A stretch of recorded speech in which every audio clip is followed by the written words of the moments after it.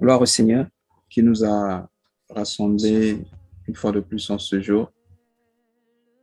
Nous allons partager sur le secret de la fécondité et de la multiplication. Il y a certainement beaucoup de personnages dans la Bible qui nous révèlent cela, mais nous allons nous focaliser sur la vie de cette femme-là, Anne, la maman de Samuel. Excusez-moi, la maman de Samuel.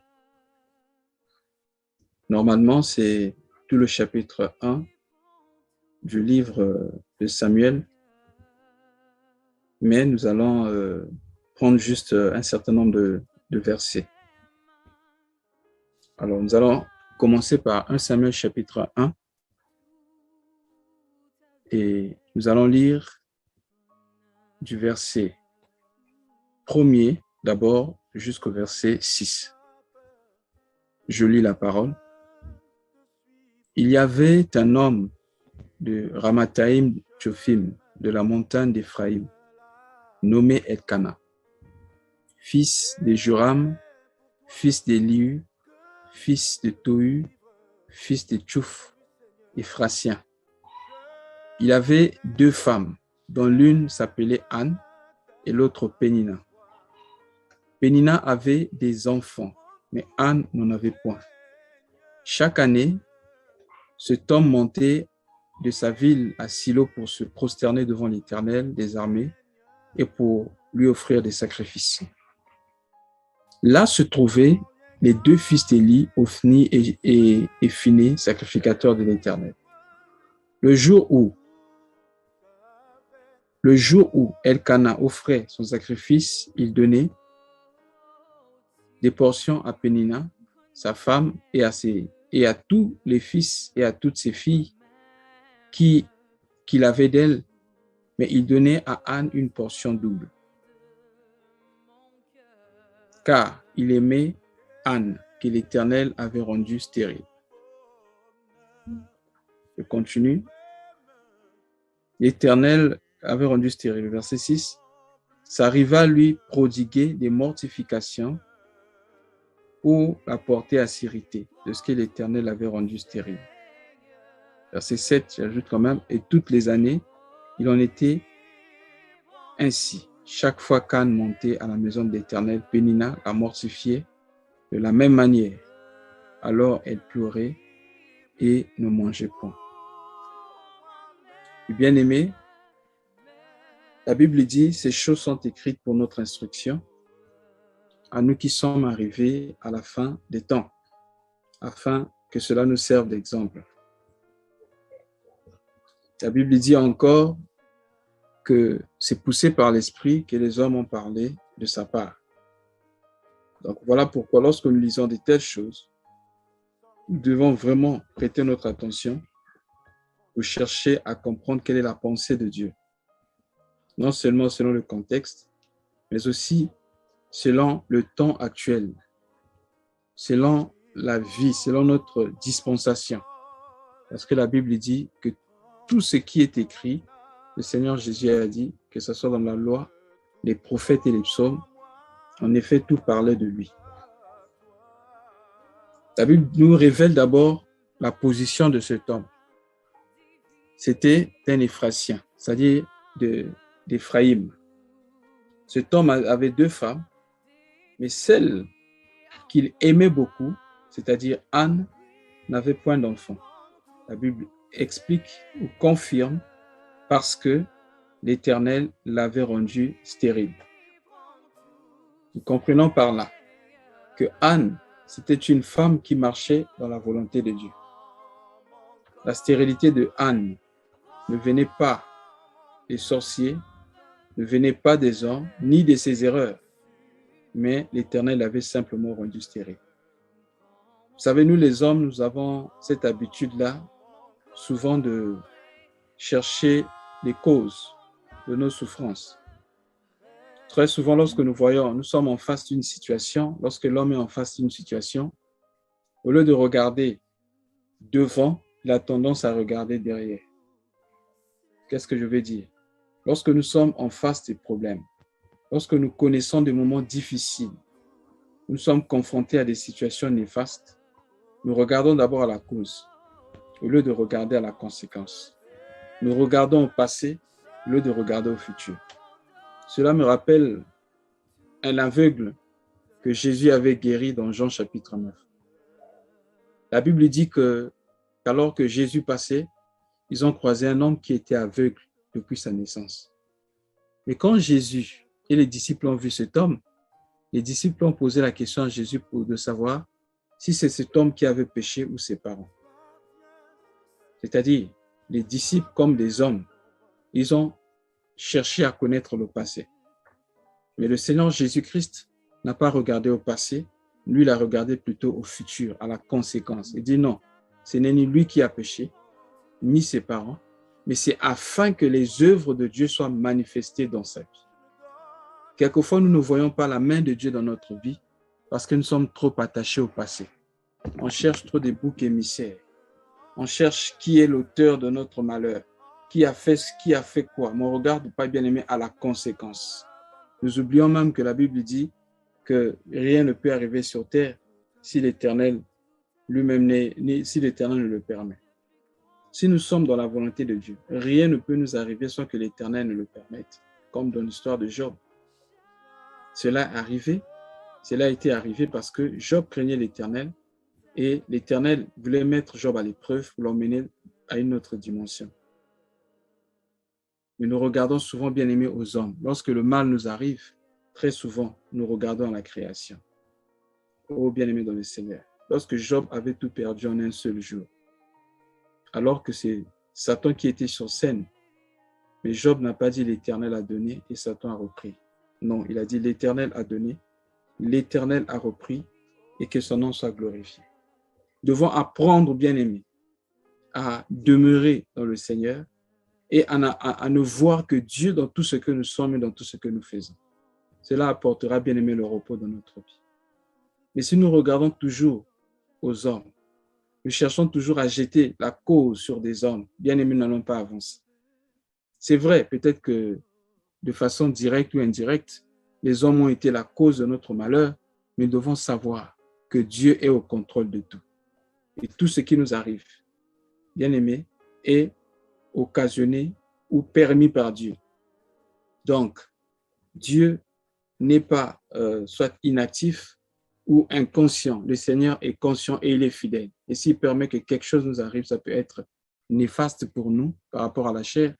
Mais bien aimé, à la fin, nous allons comprendre que c'est pour notre bien. Donc, Anne avait été rendue stérile, mais je vois la foi dans son mari ici. Son mari donnait une portion à chacun, mais comme il avait la foi que Anne allait avoir un enfant, il lui donnait toujours une portion double. Là, nous apprenons quelque chose, bien aimé, un principe très important par rapport à la foi. La foi, c'est une ferme assurance des choses qu'on espère. La Bible dit une démonstration de celles qu'on ne voit pas. Lorsque nous marchons par la foi, bien aimé, nous verrons la gloire de Dieu. Car il est écrit, rien n'est impossible à Dieu et tout est possible à celui qui croit. L'homme de foi doit marcher avec les œuvres, c'est-à-dire tu crois et tu agis en fonction de ce que tu crois. Tu n'agis pas contrairement à ce que tu crois. Son mari croyait qu'un jour Dieu allait donner un enfant à Anne. Voilà pourquoi.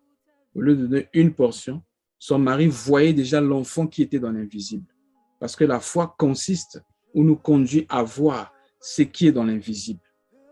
Et l'homme de foi, comme a dit Jésus, celui qui croit, celui qui demande avec foi, qui croit. Si vous demandez, croyez que vous l'avez déjà reçu et vous le verrez s'accomplir. Bien aimé, c'était ça, la vision de son mari.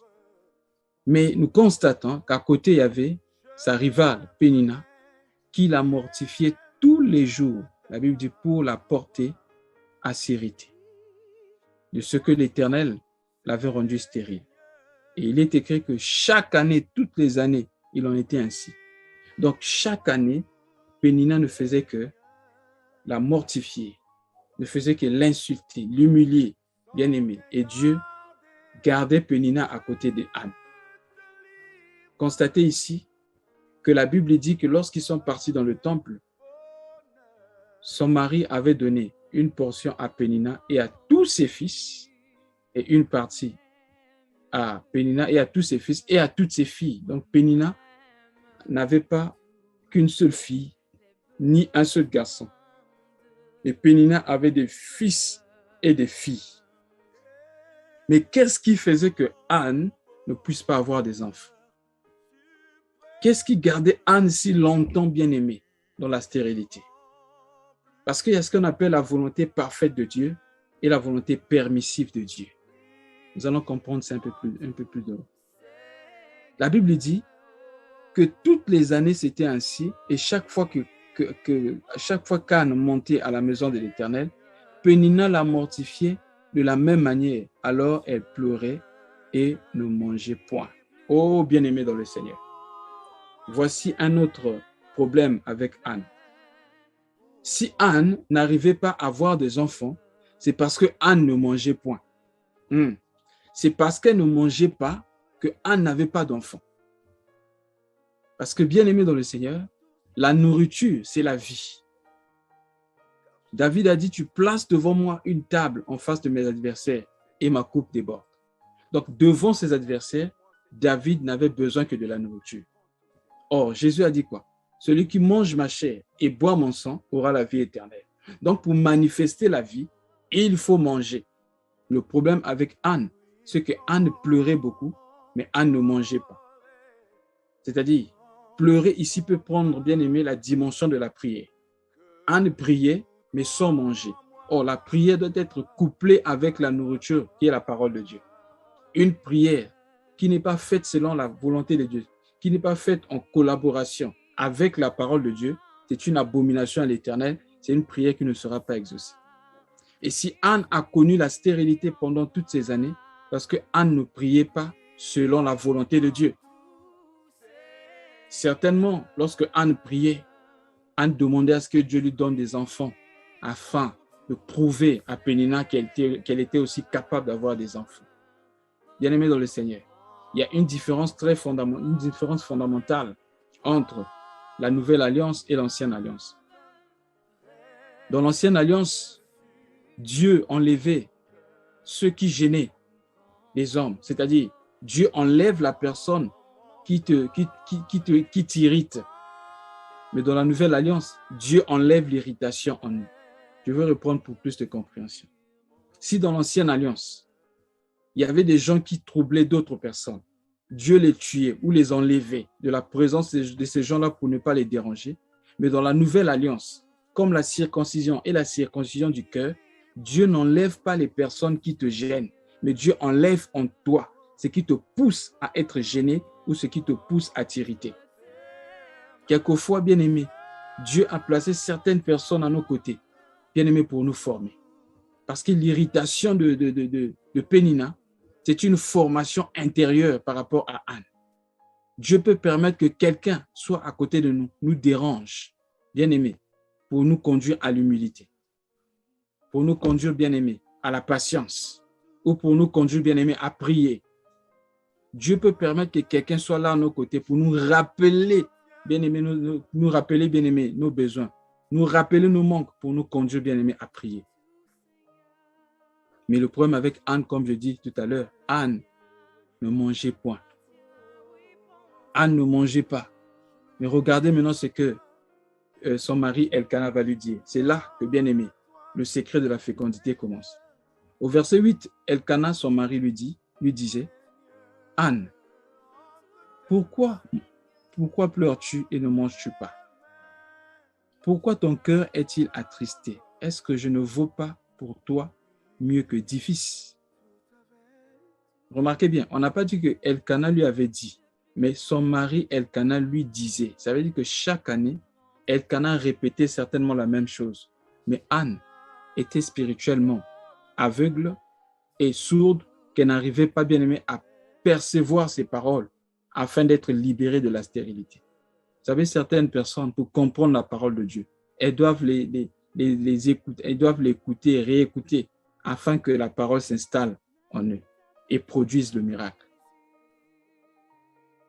Elkana lui révèle un principe très important que tout chrétien doit comprendre aujourd'hui. Est-ce que moi, ton mari, je ne vaux pas plus que 10 fils. Souvent, nous aimons les dons plus que le donateur. Souvent, nous aimons ce que Dieu nous donne plus que Dieu lui-même.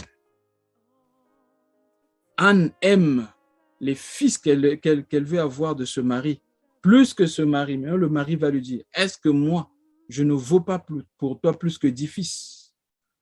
Oh bien-aimé, ça me fait très mal quelquefois d'entendre qu'il y a eu séparation ou encore divorce à cause des problèmes d'enfants. Parce que l'homme ou la femme n'arrive pas à avoir des enfants, alors il décide de divorcer. Ou ça me fait mal d'entendre un homme dire qu'il aime ses enfants plus que sa femme. Ou encore une femme dire aimer ses enfants plus que son mari. Bien-aimé dans le Seigneur, ce n'est pas biblique. Tu dois aimer ton mari plus que tes enfants. Tu dois aimer ta femme plus que tes enfants. Aimer ta femme plus que les enfants que tu vas avoir d'elle. Aimer ton mari plus que ses enfants, plus que les enfants que tu vas avoir de lui. Mais bien aimé, comme je disais tout à l'heure, que ces choses étaient aussi prophétiques. Parce que lorsque Elkana dit, est-ce que moi, je ne vaux pas pour toi plus que 10 fils? En effet, Elkana ici nous introduit bien aimé dans la différence entre la dispensation de la loi et la dispensation de la grâce. Dans Jean chapitre 1, je crois le verset 17, la Bible dit, la loi est venue par Moïse, mais la grâce et la vérité sont venues par Jésus-Christ. Frère, sous la loi, parce que bien aimé, il dit, est-ce que moi je ne vaux pas pour toi plus que 10 fils? Les 10 fils représentent les 10 commandements qui sont bien aimés la loi de Moïse. Donc Elkana était en train de dire, aussi longtemps que tu seras attaché à la loi, tu ne pourras pas avoir d'enfant. Parce que selon la loi, le tabernacle, selon la loi, les sacrifices étaient externes. Et selon la loi, Moïse avait dit que vous ne devez pas boire la chair, mais plutôt manger la chair et boire le sang. Donc le ministère de la loi, c'était le ministère de la mort. Le ministère de la loi n'a pas donné la vie. Mais Christ est venu, il dit, maintenant, si vous voulez avoir la vie, mangez ma chair et buvez mon sang. Parce qu'avant Christ, il n'y avait pas de multiplication. C'est lorsque, bien-aimé, Christ est venu que nous avons connu bien-aimé. Ce que le prophète Joël a annoncé dans Joël chapitre 2. Dans les derniers jours, je répandrai de mon esprit sur toute chair. C'est parce que Christ est venu et il nous a introduits dans la dispensation de la grâce que, bien-aimé, Dieu a pu avoir plusieurs fils. Parce qu'au départ, Dieu n'avait qu'un seul fils. Dieu n'avait que le fils unique, Jésus-Christ. Mais pour que Dieu puisse avoir d'autres fils, il a fallu que Jésus meure. Et c'est à sa résurrection que, bien aimé, nous sommes devenus enfants de Dieu. Vous allez comprendre cela. Il disait à ses disciples, je vous appelle mes amis. Mais lorsque, bien aimé, il monta sur la croix, il dit, maintenant, je vais vers mon Père qui est votre Père. Parce que lui seul était le Fils unique. Et c'est par sa résurrection que, bien aimé, nous sommes devenus des fils. Et lui, il est sorti comme le premier-né. Et nous, qui sommes l'Église, son corps, comme bien-aimés, ceux qui viennent après. Si nous sommes devenus enfants de Dieu aujourd'hui, c'est parce que Jésus est mort et ressuscité de mort. S'il n'y avait pas eu cet événement, on serait simplement des créatures de Dieu, mais pas des enfants de Dieu. Oh bien-aimés dans le Seigneur, la loi n'a pas donné la vie. La loi n'a pas arrêté la colère de Dieu. Parce que selon la loi, dans le tabernacle, le sang était couvert sous le propitiatoire. Dans le propitiatoire, bien aimé, le sang était couvert. Mais quand Jean-Baptiste a vu Jésus, il a dit, voici l'agneau de Dieu. Pas qui couvre le péché, mais qui ôte le péché du monde. Donc, sous la loi, le sang était couvert, et bien aimé, dans la grâce, plutôt le péché était couvert, sous la grâce, le péché est ôté. Mais pourquoi Anne n'arrivait pas à avoir des enfants? Je continue verset 10. Et l'amertume dans l'âme, elle pria l'Éternel et versa d'abondantes larmes. Écoutez maintenant le verset 11. Elle fit un vœu à l'Éternel en disant, Éternel des armées, si tu daignes regarder l'affliction de ta servante, et si tu te souviens de moi, et n'oublie point ta servante, et si tu donnes à ta servante un enfant mâle, je le consacrerai à l'Éternel pour tous les jours de sa vie. Et le rasoir ne passera point sur sa tête. Bien-aimé, avant le sujet de Anne, son sujet de prière, était un sujet bien-aimé, qui cherchait son intérêt propre. Il se focalisait sur elle-même, sur son propre besoin. Il n'y avait pas la part de Dieu.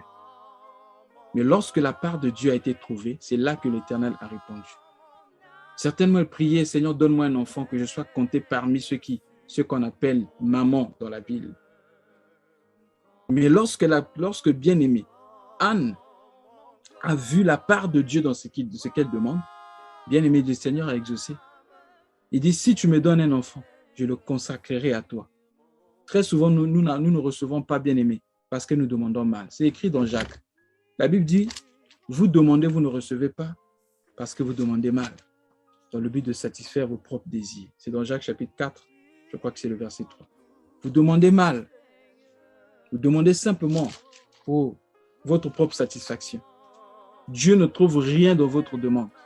Voilà pourquoi vous ne recevez rien. Mais lorsque nous demandons quelque chose, devons nous poser la question, est-ce que Dieu trouve sa part dans ce que nous demandons? Voilà pourquoi dans 1 Jean chapitre, je crois, 5, versets 13 à 14 ou 14 à 15, on dit, si nous demandons quelque chose, nous savons que si nous demandons quelque chose selon sa volonté, il nous écoute. Et si nous savons qu'il nous écoute, nous savons que nous possédons déjà ce que nous lui avons demandé. Pourquoi? Parce que nous avons demandé selon sa volonté. Mais posons-nous la question. Lorsque moi je demande, est-ce que Dieu a sa part dedans? Puisqu'il est écrit dans tout ce que vous faites, faites-le pour la gloire de Dieu. Est-ce que dans ce que moi je le demande pour la gloire de Dieu ou ma propre gloire? Est-ce que dans ce que je demande, Dieu trouve-t-il sa part? C'est très important, bien aimé, de comprendre ces choses. Et juste après, alors qu'elle est en train de pleurer, de prier, la Bible dit que le sacrificateur Élie qui était là, qui l'observait, le sacrificateur Élie, quand il a vu Anne dans le temple en train de pleurer, de prier en pleurant, les paroles ne sortaient même pas. La Bible dit, il prit Anne pour une femme insensée, une femme qui aime prendre la boisson. Il dit, femme, comment est-ce que tu peux prendre la boisson si tôt le matin comme ça? La femme, Anne va dire, non, en fait, j'ai l'amertume dans l'âme, je pleure dedans. Je n'ai pas bu. Ne prends pas ta servante pour une femme perverse. Mais en effet, c'est la douleur qui m'a conduit, qui a fait. Bon, je vais lire ça au verset 15. Anne répondit, non, non, mon Seigneur, je suis une femme qui souffre en son cœur. Je n'ai ni bu, ni vin, ni boisson enivrante. Mais je répandais mon âme devant l'Éternel. Bien aimé, c'est très important. Lorsque nous avons des problèmes, apprenons à répandre nos âmes devant le Seigneur. J'ai connu beaucoup de gens comme ça, quand ils ont des problèmes, et surtout des sœurs, ils aiment bien se confier, se déverser sur les hommes. Bien aimé, ce n'est pas mauvais, mais faisons très attention. Nous devons plus nous déverser chez Dieu parce qu'il n'y a que Dieu qui peut prendre notre fardeau.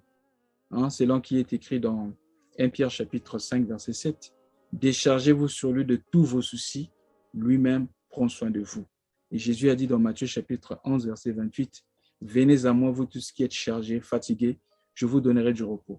Aucun homme ne peut vraiment te décharger de tes fardeaux.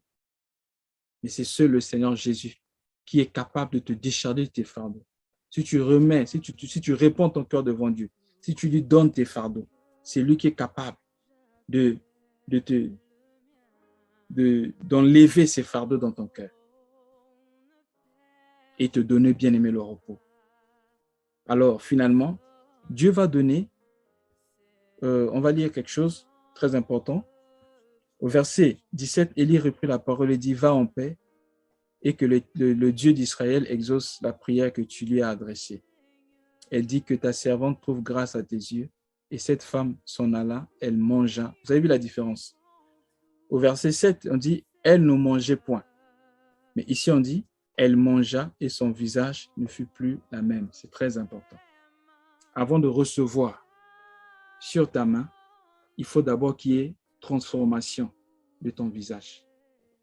Si tu ne changes pas de visage, tu ne pourras pas recevoir au niveau de ta main. Le visage ici, bien aimé, c'est l'image du cœur. Celui qui a la foi ne va pas continuer à pleurer aussi longtemps qu'il sait que Dieu a déjà agi. Comme Dieu, la foi croit avant de voir. La foi reçoit avant de voir. La foi accepte avant de voir. C'est très important. Tu dois marcher, quand tu connais la volonté de Dieu sur une situation, marcher comme si Dieu avait déjà exaucé ta prière. Ne plus continuer, bien aimé, à pleurer lorsque Dieu t'a déjà exaucé. Il y a des gens comme ça. Le Seigneur Agéda a déjà exaucé. Mais lui continue à prier pour demander alors qu'il devait, bien aimé, prier maintenant pour offrir à Dieu des actions de grâce. C'est très important de comprendre ces choses. Verset 18, elle dit que ta servante trouve grâce à tes yeux. Et cette femme s'en alla, elle mangea et son visage ne fut plus la même. Ils se levèrent le bon matin et après s'être prosternés devant l'Éternel, ils sont retournés et revinrent dans leur maison à Rama. On dit Elkana connut Anne, sa femme, et l'Éternel se souvint d'elle. Dans le cours de l'année, Anne devint enceinte et elle enfanta un fils qu'elle nomma Samuel. Car, dit-elle, je l'ai demandé à Dieu. Maintenant, regardez ce qui se passe. Elle avait fait une promesse à l'Éternel en disant que si tu me donnes un enfant, cet enfant, je vais l'offrir en offrande, je le consacrerai à l'Éternel pour tous les jours de sa vie. Et le rasoir ne passera pas sur sa tête.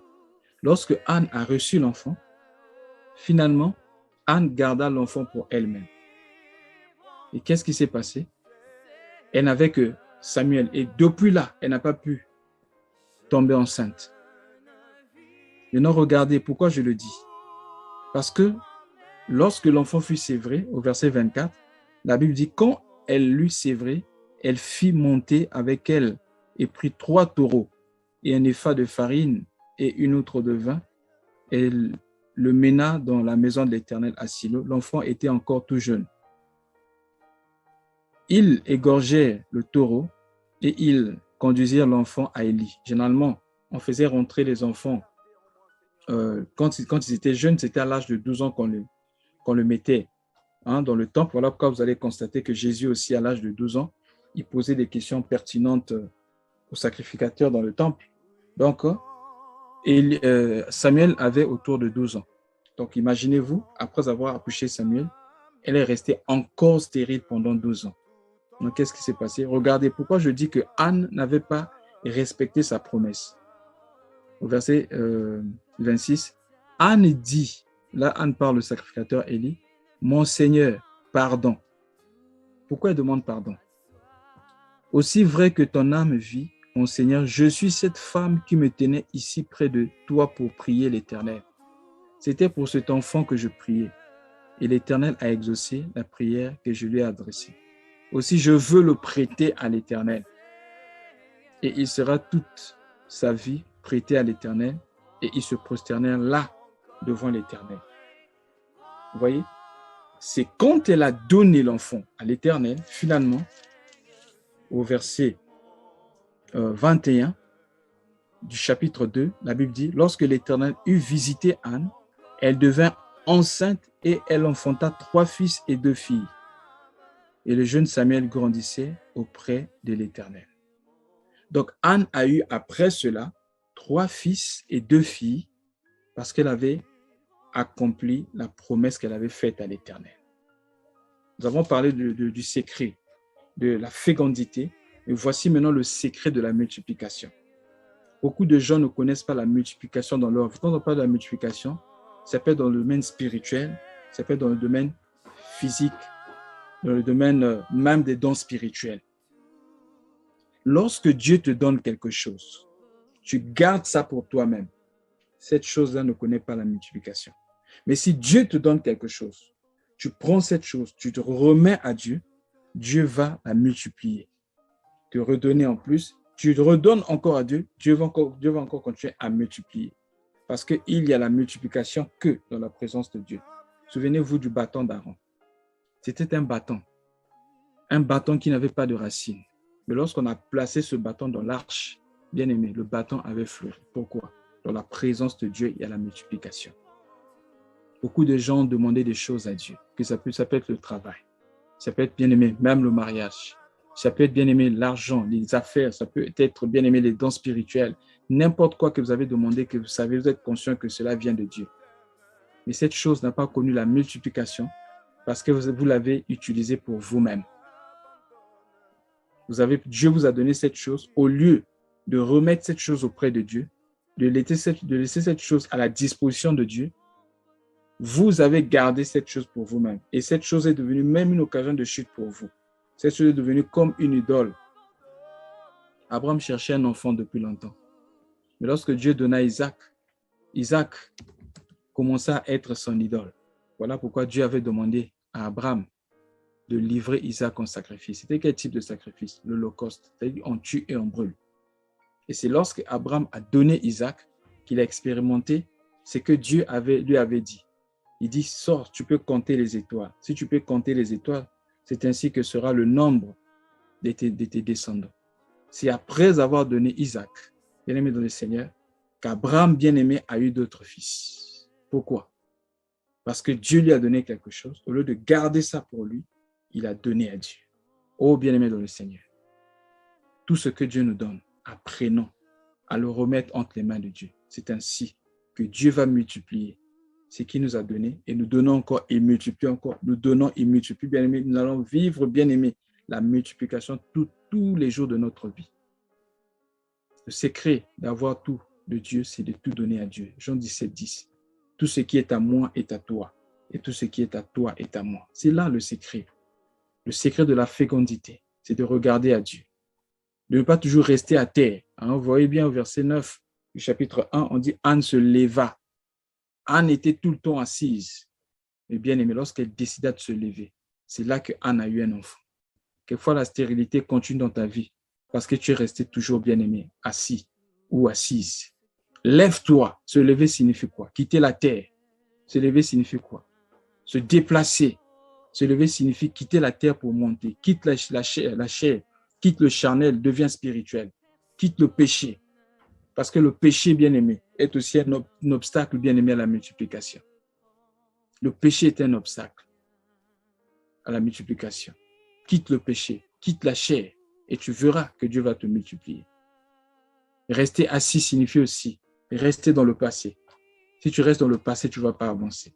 Laisse le passé et avance. Tu verras que Dieu va te multiplier. Nous allons nous arrêter par là. Que Dieu nous bénisse et qu'il nous aide à être productifs parce que la première déclaration de Dieu sur l'homme, lorsqu'il a créé l'homme, c'était, la Bible dit, Dieu les bénit et il leur dit, multipliez-vous et dominez sur toute la création. Donc, tu dois connaître la multiplication dans tous les domaines de ta vie. Que Dieu te bénisse. Amen.